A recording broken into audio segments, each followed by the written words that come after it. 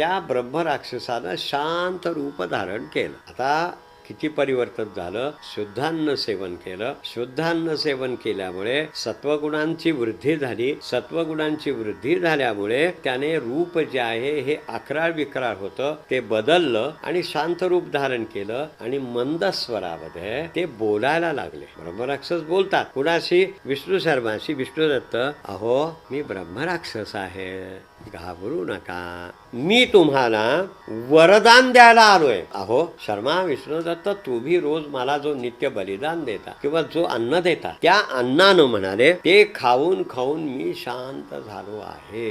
म्हणजे माझा जो राक्षसाचा जो स्वभाव आहे तो या ठिकाणी माझा शांत झाला. बरं, ते उपकार फेडण्याच्या हेतून मला रावलं नाही बाबा, म्हणून मी खाली आलो. क्या हो म्हणाले, मला मी हा जो दिसतोय तो मी का जन्माला आलो, हा मला या योनीमध्ये मी का आलो, याचं ते या ठिकाणी प्रतिपादन करतात की का जन्म ब्रह्मराक्षसाचा होतो. याचं कारण आपल्या हातून एखादं जर पातक घडलं तर त्या योगानं तो जन्म आहे असं या ठिकाणी वर्णन केलेलं आहे.